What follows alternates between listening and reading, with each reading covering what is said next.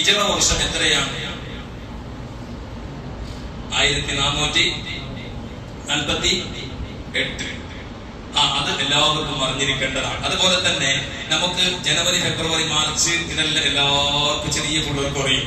എന്നാൽ നമ്മുടെ മാസത്തിന്റെ തുടക്കം ഏതാണ്, ഒടുക്കം ഏതാണെന്ന് ചോദിച്ചാൽ ലാസ്റ്റ് മാസം ഇപ്പോ തുടക്കത്തെ മാസം ഇപ്പൊ ഈ മാസം കേട്ടെങ്കിൽ എല്ലാവർക്കും അറിയും. ഇത് ഫസ്റ്റത്തെ തിങ്കൾ എന്ന് പറയും, അല്ലെ? അതെല്ലാവർക്കും എന്നൊരു 6 തിങ്കൾ കഴിഞ്ഞിട്ട് കേൾക്കണോ? ഈ നമ്മളെ അറബിക്ക് തിങ്കളുടെ പേര് ഫസ്റ്റത്തെ തിങ്ക ഇത് ജാസ്തി ആകുന്നില്ല, അല്ലെ? ലാസ്റ്റ് തിങ്ക അത് നോക്കില്ല. ഇത് ശരിക്കും നമുക്ക് അറിഞ്ഞിരിക്കേണ്ടതാണ്. മുഹറം, സഫർ, റബീഉൽ അവ്വൽ, റബീഉൽ ആഖിർ, പിന്നെ ജുമാദുൽ ഊല, ജുമാദുൽ ഉഖ്റ, റജബ്, ശഅബാൻ, റമദാൻ, ശവ്വാൽ, ദുൽഖഅദ, ദുൽഹിജ്ജ. ഇതറിയണം. ഇത് നമ്മുടെ എല്ലാ കാര്യങ്ങളും മുഴുവനും തീരുമാനിക്കേണ്ടത് അറബിക്ക് ഡേറ്റ് പ്രകാരമാണ്, അല്ലെ? English date പ്രകാരമല്ല.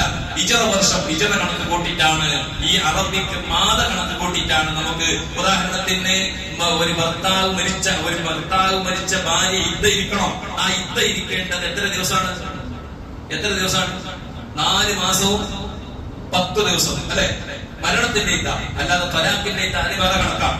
മരണത്തിന്റെ ഇദ്ദ 4 മാസം 10 ദിവസം ഇദ്ദ ഇരിക്കൽ നിർബന്ധമാണ്. ഒരു അപ്പീലും അതിന് ഒരു വിട്ടുവീഴ്ചയില്ല. ഇന്നത്തെ പുതിയ ഭൗതികവാദികളൊക്കെ അത് വേണ്ടെന്നൊക്കെ പറഞ്ഞുകൊണ്ട് നടക്കുന്നു. അതൊന്നും നമുക്ക് വിഷയമല്ല. നമ്മൾ പരിശുദ്ധ ഖുർആനിന്റെ തിരുനബി സ്വല്ലല്ലാഹു അലൈഹി വസല്ലമയുടെ സുന്നത്തനുസരിച്ച് ജീവിക്കുന്നവരാണ്. എന്നാൽ അത് കണക്കൂട്ടേണ്ടത് എങ്ങനെ?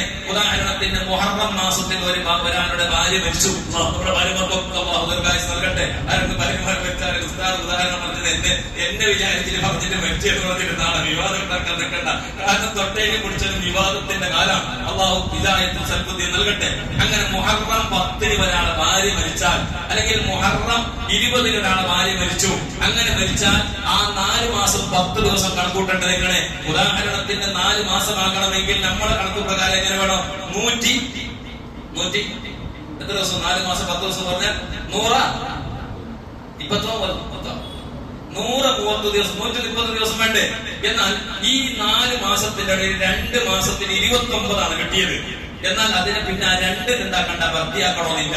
മാസം ഫുള്ളായിട്ട് കിട്ടുന്നതിന് 29 കിട്ടിയാൽ ആ 29 ഒരു മാസമായിട്ട് കണക്കൂട്ടും. അത് ഇംഗ്ലീഷ് ഡേറ്റ് അല്ല, നമ്മുടെ ഇംഗ്ലീഷ് ഡേറ്റ് അനുസരിച്ചിട്ടല്ല. ഉദാഹരണത്തിന് ചില ആൾക്കാർ നമ്മളെ ഈ മറയുന്നതിനെ കേൾക്കാൻ വരും. ഉസ്താദിന്റെ മറയുന്നതിന്റെ ഡേറ്റ് കേൾക്കാൻ വരും.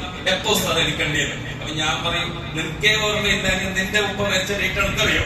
അപ്പൊ ഓൻ ചോദിക്കുമ്പോൾ അവസാനം കുറെ കലണ്ടറെല്ലാം തേടി കൊടുത്തിട്ട് പോലെ അറബിന്റെ ഇംഗ്ലീഷ് ഡേറ്റ് പറയും. ഇംഗ്ലീഷ് ഡേറ്റ് പറഞ്ഞാൽ അതല്ല, അത് കണക്കൂട്ടിട്ടല്ല നോക്കേണ്ടത്. ഏത് മാസത്തിലാണ്, എത്രാമത്തെ ദിവസത്തിലാണ് മരിച്ചതെന്ന് കണക്ക് കൂട്ടിയിട്ട് ആ 4 മാസം ഇടയിലുള്ള ഫുള്ളായിട്ടുള്ള 4 മാസം ഇല്ലേ, അതിനെ പൂർത്തിയാക്കിയിട്ട് പിന്നീട് ഉണ്ടാക്കണം 10 ദിവസം പൂർത്തിയാക്കണം. അപ്പോ നമ്മുടെ എല്ലാ കാര്യങ്ങളും നമ്മൾ നോക്കേണ്ടത് ഹിജ്റ വർഷപ്രകാരം ഹിജ്റ കണക്ക് കൂട്ടിയിട്ടുള്ള നമ്മുടെ ഈ അറബിക്ക് മാസം അനുസരിച്ചിട്ടാണ്. അതെല്ലാവരും അറിഞ്ഞിരിക്കണം. ഇത് പോയി ഞാൻ ഇപ്പൊ പറഞ്ഞ മുഹറം, ശവ്വാൽ, സഫർ ഉണ്ടല്ലോ, അത് അറിഞ്ഞില്ലെങ്കിൽ എന്താക്കണം? നമ്മളെ ഇപ്പൊ മൊബൈലിലുണ്ട്, കലണ്ടറിൽ എല്ലാത്തിലുണ്ട്. അതിനെ നോക്കിയിരുന്ന് സ്റ്റഡിയാക്കണം. അത് നമുക്ക് അത്യാവശ്യമാണ്. അതുകൊണ്ട് പ്രിയപ്പെട്ടവരെ, ഹിജ്റ ഏറ്റവും പ്രധാനപ്പെട്ടതാണ്. മഹാനായ സയ്യിദുനാ റസൂലുള്ളാഹി സ്വല്ലല്ലാഹു അലൈഹി വസല്ലം സ്വഹാബത്തിന്റെ അഭിപ്രായ വ്യത്യാസങ്ങൾ ഉണ്ടായി. ഏത് കൊല്ലപ്രകാരമാണ് നമ്മൾ ഇത് കണക്ക് കൂട്ടേണ്ടത്? ഹിജ്റ വർഷം കണക്ക് കൂട്ടേണ്ടത്. അല്ലാതെ മുഹറം, സഫർ, റബീഉൽ അവ്വൽ വണ്ടേ ഉണ്ട്, ഹിജ്റക്ക് മുമ്പേ ഉണ്ട്. റസൂലുള്ളാഹി നിങ്ങൾ ഹിജ്റ പോകുന്നതിന് മുമ്പേ ഉണ്ട്. പക്ഷെ ഹിജ്റയുടെ ഈ വർഷം 1448 എന്ന് പറഞ്ഞു. അത് എവിടെ നിന്ന് തുടങ്ങിയതാണ്? മഹാനായ റസൂലുള്ളാഹി സ്വല്ലല്ലാഹു അലൈഹി വസല്ലം തങ്ങൾ മക്കയിൽ നിന്ന് മദീനയിലേക്ക് ഹിജ്റ പോയ ആ ഡേറ്റ് പ്രകാരം അവിടെ നിന്നാണ് ഹിജ്റ വർഷം ആരംഭിക്കുന്നത്. ഇതൊക്കെ നമ്മുടെ ചരിത്രത്തിന്റെ ഭാഗമാണ്, വിശ്വാസത്തിന്റെ ഭാഗമാണ്, അറിഞ്ഞിരിക്കേണ്ട ഭാഗമാണ്. റസൂലുള്ളാഹി സ്വല്ലല്ലാഹു അലൈഹി വസല്ലം ജനിച്ചതനുസരിച്ചിട്ടല്ല, റസൂലുള്ളാഹി തങ്ങളുടെ വഫാത്ത് കണക്ക് കൂട്ടിയിട്ടല്ല. റസൂലുള്ളാഹി സ്വല്ലല്ലാഹു അലൈഹി വസല്ലം തങ്ങൾ മക്കയിൽ നിന്ന് മദീനയിലേക്ക് ഹിജ്റ പോയി. ആ ഹിജ്റയുടെ ആ കൊല്ലം കണക്ക് കൂട്ടിയിട്ടാണ് 1448 കൊല്ലത്തിലേക്ക് നമ്മൾ എത്തി. അപ്പൊ നമ്മൾ ഇംഗ്ലീഷ് നോക്കിയാൽ 1448 കൊല്ലായിട്ടില്ല, അല്ലെ? അറബിന്റെ ഉദാഹരണത്തിന് ഒരാൾക്ക് 80 വയസ്സായി, 85 വയസ്സായി എന്ന് അവന് ആയുസ് ഉണ്ടെന്ന് വെച്ചോ. ഓന് ഇംഗ്ലീഷ് ഡേറ്റ് പ്രകാരം 85 വയസ്സല്ല കണക്ക് കൂട്ടുന്നത്. ഓനക്ക് ചിലപ്പോ 83 വയസ്സ് കഴിയുമ്പോ ഓനെന്താവും 83.5 വയസ്സാകുമ്പോൾ എന്താവും? ഓൻ്റെ അജല് തീർന്നിട്ടുണ്ടാവും. കാരണം അറബിക് ഡേറ്റ് പ്രകാരമാണ് നമ്മൾ ആയുസ്സൊക്കെ കണക്കാക്കിയിട്ടുള്ളത്. അപ്പൊ ഹിജ്റ വളരെ പ്രധാനപ്പെട്ടതാണ്. മഹാനായ റസൂലുള്ളാഹി സ്വല്ലല്ലാഹു അലൈഹി വസല്ലം മക്കയിൽ നിന്ന് മദീനയിലേക്ക് ഹിജ്റ പോയത് ഈ അതനുസരിച്ചിട്ടാണ്. കാരണം ഹിജ്റ സന്ദേശം എന്നുള്ളത് നാനാ ഭാഗങ്ങളിലൂടെ നമ്മുടെ സംസ്ഥയുടെ പ്രത്യേക സിലബസുകളൊക്കെ ഉണ്ട്, പ്രത്യേകമായ സർക്കുലറുകളൊക്കെ വന്നിട്ടുണ്ട്. ഹിജ്റ സന്ദേശം എന്ന നിലയ്ക്ക് ജനങ്ങളിലേക്ക് അതിന്റെ സന്ദേശം എത്തിച്ചു കൊടുക്കണം. ഹിജ്റ എന്താണ്? ഹിജ്റയിലൂടെ പഠിപ്പിക്കുന്ന ഏറ്റവും പ്രധാനപ്പെട്ട പാഠം എന്താണ്? മഹാനായ റസൂലുള്ളാഹി സ്വല്ലല്ലാഹു അലൈഹി വസല്ലം മക്കയിൽ നിന്ന് മദീനയിലേക്ക് ഹിജ്റ പോയതാണ് തങ്ങളുടെ ജീവിതത്തിന്റെ ഏറ്റവും പ്രധാനപ്പെട്ട ത്യാഗം. ആ ത്യാഗത്തോളം വലുത് അറിയില്ല. ഉദാഹരണത്തിന് ഞാൻ ചോദിക്കട്ടെ, NRC എന്നുള്ള ഒരു പ്രത്യേകമായ ഒരു അവസ്ഥ വന്നു. അന്ന് പല ആളുകളും ബേജാറായിരുന്നത്, പടച്ചോനെ എന്റെ പുര വിട്ടിട്ട്, എന്റെ അക വിട്ടിട്ട്, എന്റെ പെഞ്ഞായ്മ കിള വിട്ടിട്ട് പോണ്ടി വന്നെങ്കിൽ എന്നോട് ചങ്ങായി പറഞ്ഞിട്ടുണ്ട്, ഉസ്താദെ അങ്ങനെ പോണ്ടി വന്നെങ്കിൽ ജീവെടുക്കണത്തിന് പോകാൻ മനസ്സുമല്ല. ജീവെടുക്കുമ്പോ അതാണ് ഞാൻ ചോദിച്ചത്. അപ്പൊ ആടയിനായിട്ട് ഈസിയാ. അവിടെ പോയിട്ട് തടഞ്ഞ പാലത്തിന് കൊണ്ടുപോയിട്ട് ആടിനെ കുടിക്കാൻ തണ്ണിയും കൊണ്ടു കബറിൽ നിനക്ക് അമലില്ലെങ്കിൽ അത് രക്ഷപ്പെടാൻ കഴിയോ? അപ്പൊ അത്രത്തോളം വിട്ടുപോകാൻ നമുക്ക് നമ്മുടെ നാട് വിട്ടുപോകാൻ വലിയ പ്രയാസം. ഹജ്ജിന് പോകുമ്പോൾ വരെ കണ്ണുനീരൊളിപ്പിക്കുന്ന ആളുകളുണ്ട്, അല്ലെ? ഗൾഫിലേക്ക് പോകുന്ന ആളുകൾ പ്രയാസപ്പെടുന്നുണ്ട്. എന്റെ നാട് വിട്ടുപോകാൻ വലിയ പ്രയാസമാണ്. എന്നാൽ മഹാനായ റസൂലുള്ളാഹി സ്വല്ലല്ലാഹു അലൈഹി വസല്ലം മക്കയിൽ നിന്ന് മദീനയിലേക്ക് ഹിജ്റ പോയി. ഹിജ്റ പോകുന്ന സമയത്ത് കഅബ ശരീഫിനെ നോക്കിക്കൊണ്ട് മഹാനായ റസൂലുള്ളാഹി തങ്ങൾ കഅബയെ നോക്കിക്കൊണ്ട് ഒരു പ്രസംഗം നടത്തി എന്ന് പറഞ്ഞാൽ അവരുടെ മനസ്സിന്റെ ഉള്ളിൽ നിന്നൊരു വിഷമം പ്രകടിപ്പിച്ചു. കഅബ ശരീഫിനോട് പറഞ്ഞു, കഅബ, ജീവിതത്തിൽ ഞാൻ ഇത്രയും കൊല്ലത്തോളമായി നിന്നെ കണ്ടുകൊണ്ടാണ് ഞാൻ ജീവിച്ചത്. എന്റെ ജീവിതത്തിൽ ഏറ്റവും പ്രധാനപ്പെട്ട ഒരു കാര്യമാണ് കഅബ നിന്നെ കണ്ടുകൊണ്ടിരിക്കുക. ഈ മക്ക വിട്ടുകൊണ്ട് കഅബ വിട്ടുകൊണ്ട് പോകാൻ എനിക്ക് മനസ്സില്ല. എന്റെ മനസ്സുകൊണ്ട് ഞാൻ പോകുന്നില്ല. പക്ഷെ അല്ലാഹുവിന്റെ വിധിയാണ് മക്കയിൽ നിന്ന് മദീനയിലേക്ക് പാരായണം ചെയ്യണം. എന്റെ റസൂലുള്ളാഹി സ്വല്ലല്ലാഹു അലൈഹി വസല്ലം ലോകത്തെ ഏറ്റവും വലിയ ശ്രേഷ്ഠമാക്കപ്പെട്ട നേതാവ്, ആ നബിയുടെ ശത്രുവായ അബൂജഹലിനെ അല്ലാഹു ഒരു രാത്രി കൊണ്ട് നശിപ്പിച്ചുകൂടെ? ചിന്തിക്കണം നമ്മൾ. അബൂജഹലിന്റെ ഉദ്യമത്തിന് ശൈബത്തിന് മക്കത്തെ മുശ്രിക്കീങ്ങൾ നബി തങ്ങളെ തലയെടുക്കാൻ വേണ്ടി നിൽക്കുന്ന എല്ലാ മുശ്രിക്കീങ്ങളെ എന്ത് ഒരു സെക്കൻഡ് കൊണ്ട് അല്ലാഹു നശിപ്പിച്ചുകൂടെ? നമ്മൾ പറഞ്ഞ നമ്മളോട് പക വെച്ചിട്ട് നിൽക്കുന്ന ആൾ ഓറല്ലോ ഉഷാർ ഓർ അങ്ങനെ ഓർത്തന്നെ നടക്കുന്നേ ഓർക്കന്നെ വിജയം നമുക്കെന്താ ഇങ്ങനെ? ഈ അഭിപ്രായത്തിന് വാല്യില്ല. ഇത് നമ്മൾ പറയാൻ പറ്റത്താണ്. നബി തങ്ങൾ അല്ലാഹുവിന്റെ ദീനിന്റെ കാവൽക്കാരനായ അഷ്റഫുൽ ഖൽഖായ നബി മക്കയിൽ നിന്ന് മദീനയിലേക്ക് നാട് വിട്ടു പോകുമ്പോ കണ്ണുനീരോടെ വിഷമത്തോടെ പോകുമ്പോ അള്ളാഹ്ക്ക് എന്ത് ചെയ്യാം? അബൂജഹലിന്റെ ഉദ്യമത്തിന് ശൈബത്തിന് പട്ടാളത്തിന് മുഴുവനും ഒരു സെക്കൻഡ് നേരം കൊണ്ട് അള്ളാഹ് നശിപ്പിക്കാം. അള്ളാഹ് അത് ചെയ്തില്ല. അല്ലാഹു സുബ്ഹാനഹു വ തആല മുഹമ്മദ് റസൂലുള്ളാഹി തങ്ങൾക്ക് ആയത്ത് കേൾപ്പിച്ചു. എന്താണ് ആയത്ത്? ഇന്നല്ലദീ ഫറള അലൈക്കൽ ഖുർആന ലറാദ്ദുക ഇലാ മആദ്. എവിടെ ഇതിപ്പോഴാ നമുക്ക് ഇത് ഓർമ്മയുണ്ടോ? ഹജ്ജിന് പോകുമ്പോ മദീനയിൽ ഇരുന്ന ആയത്തല്ലേ? ഹജ്ജിന് പോകുമ്പോ മാത്രമാണോ? ഹലാലായ യാത്ര പോകുന്ന സമയത്ത് ആ ആയത്തിന് തന്നതായിരിക്കുന്ന വിരൽ കൊണ്ട് ചുമരിലോ എവിടെയെങ്കിലും എഴുതിപ്പോയാൽ ആ യാത്രയിൽ മടക്കമുണ്ടാകുമെന്ന് മഹാന്മാരായ ആളുകൾ പണ്ഡിതന്മാർ പറയാൻ കാരണം എന്താ?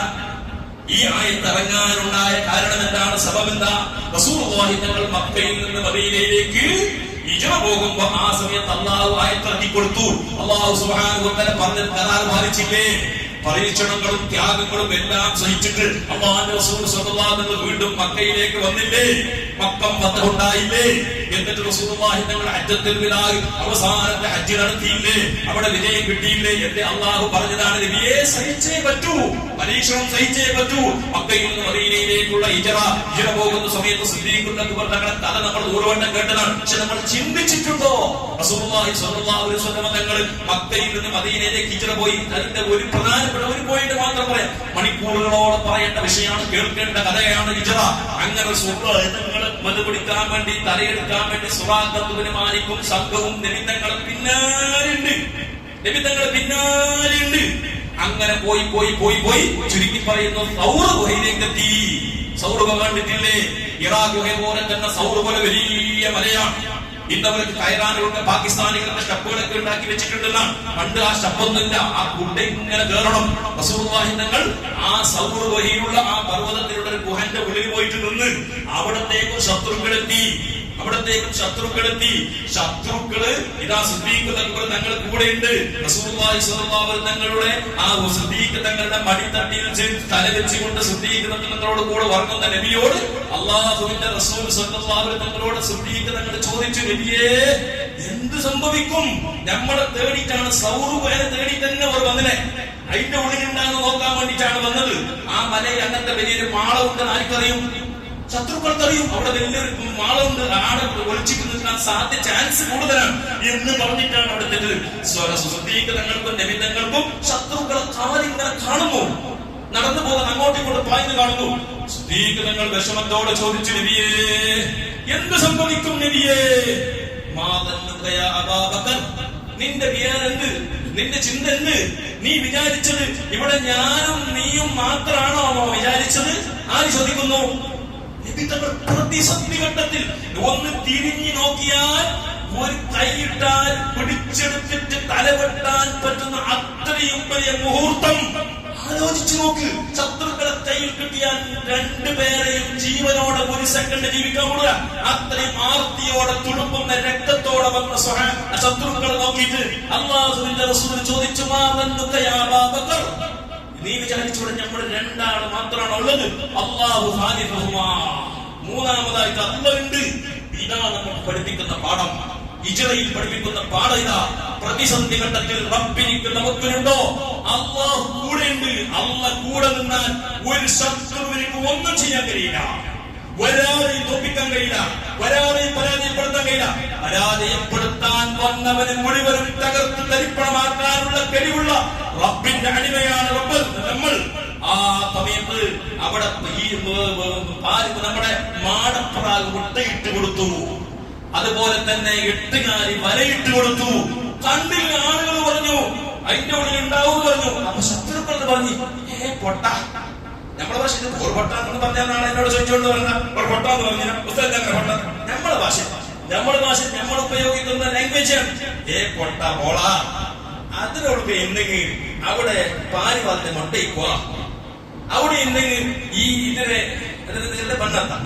ബണ്ണത്തിന് പലയിക്കുക, അതിനോടൊക്കെ പോകുമ്പോ ബണ്ണത്തിന് പല പൊട്ടനെ ബണ്ണത്തിന് പല പൊട്ടാണ് അതിനോടൊക്കെ പോകും. തീരുവാ തീർന്ന് ബണ്ണത്തിന് പല എങ്ങനെയുണ്ടു? മുട്ട പാരിവാളം മുട്ടയിട്ട് അവിടെ കിടന്നിട്ടുണ്ടു. അതിനോട് ഇപ്പൊ ചാൻസ് ഇല്ലേ? ആരാ സംരക്ഷിച്ചത്? അല്ലാഹു കൂടെ ഉണ്ട്.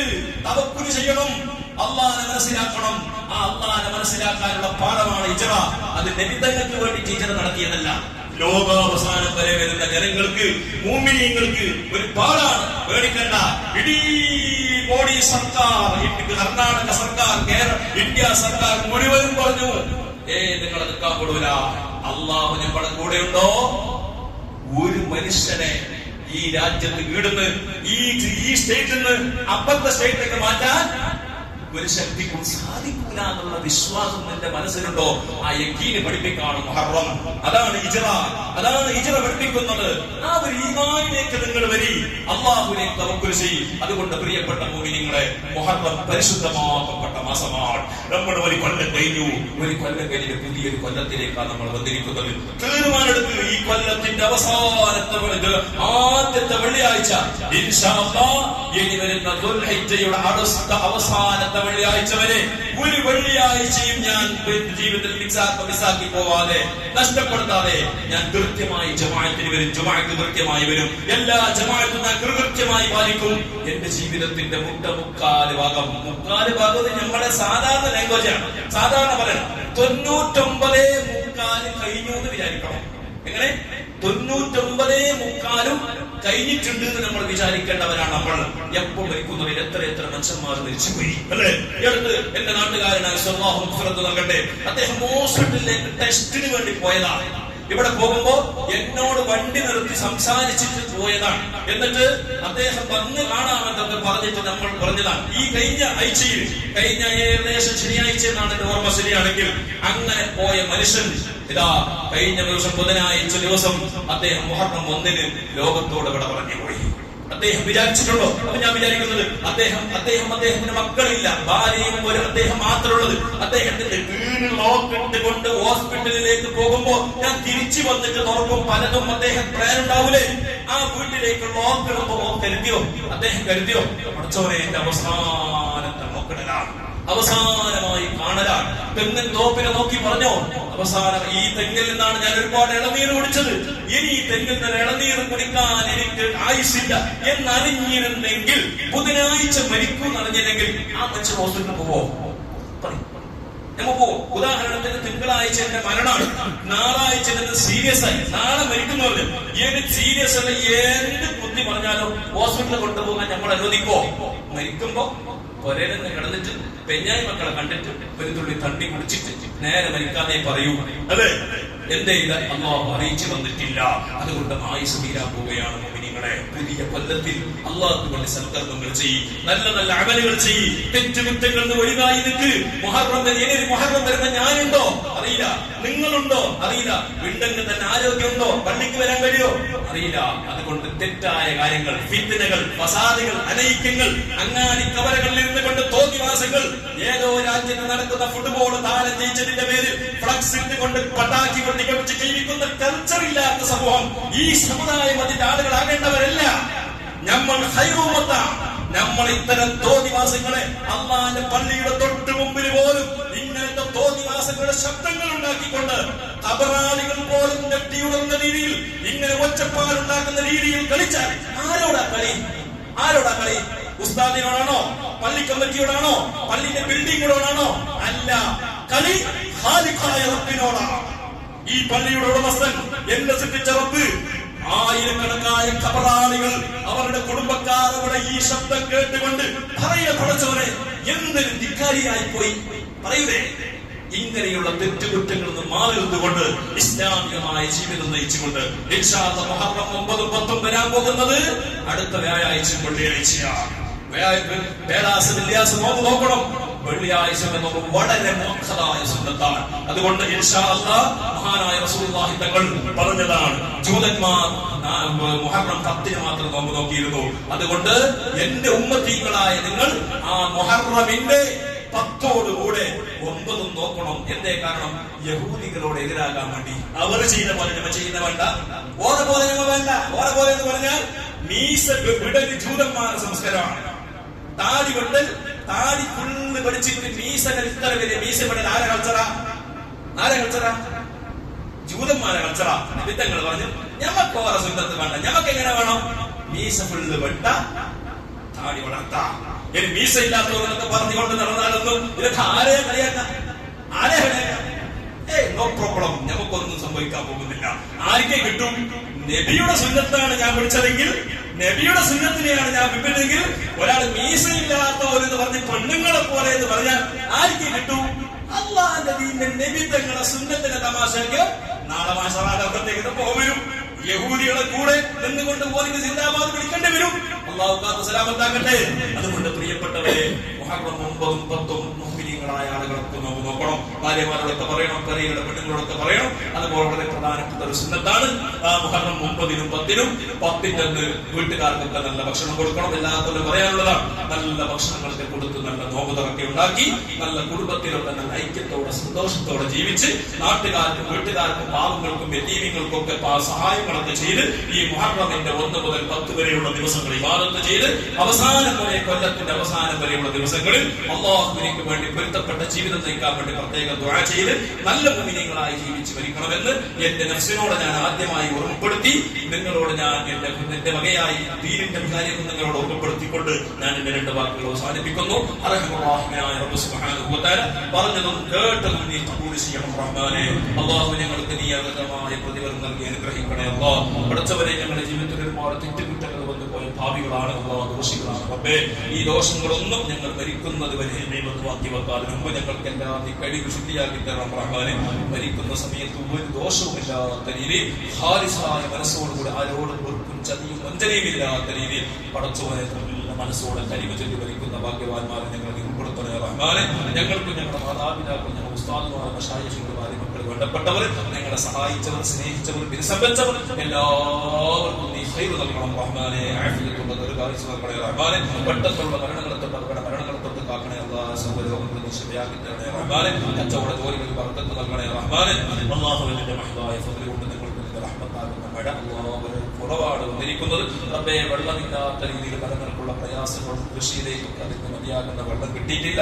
അല്ലാഹുവിന്റെ റഹ്മത്താകുന്ന മഴ നല്ലവരോടും ഞങ്ങൾക്ക് അതിന്റെ സമയത്ത് എപ്പോഴാണോ നീ കണക്കാക്കിയത് നല്ല ഹൈറായ സമയം ആ സമയത്ത് നിന്ന് നല്ല നിലക്ക് കൊല്ലവസാനത്തേക്ക് വരെ വെള്ളം മതിയാകുന്ന രീതിയിലുള്ള വെള്ളം നീ ചൊരിച്ചു തരണം റഹ്മാനെ. മഴ ചൊരിച്ചു തരണം റഹ്മാനെ. അത് മുഖേന ഞങ്ങളുടെ നാട്ടിലും ഞങ്ങളുടെ മുസ്ലിം നാടുകളിലും ഒക്കെ നീ ഐശ്വര്യം നിലനിർത്തി തരണേ റഹ്മാൻ. അല്ലാഹുവേ, പ്രത്യേകം ഞങ്ങളുടെ കുടുംബത്തിന്റെ അടുത്ത ദിവസങ്ങൾ മരിച്ചുപോയ ആളുകൾ അവർക്കൊക്കെ നീ മഗ്ഫിറത്ത് നൽകണേ അല്ലാഹ്. സർവ്വത്വമാക്കി കൊടുക്കണേ റഹ്മാനെ. ഈ പള്ളിയുടെ ചുറ്റുഭാഗത്ത് മരിച്ചു കൊടുക്കുന്ന എല്ലാവർക്കും നീ മഗ്ഫിറത്ത് നൽകണേ അല്ലാഹ്. അവരെ ഞങ്ങൾ ജന്നത്തുൽ ഫിർദൗസിൽ ഒരുമിച്ച് കൂട്ടണേ അല്ലാഹ്. ബിഹഖ് സയ്യിദിനാ മുഹമ്മദ് സ്വല്ലല്ലാഹു അലൈഹി വസല്ലം.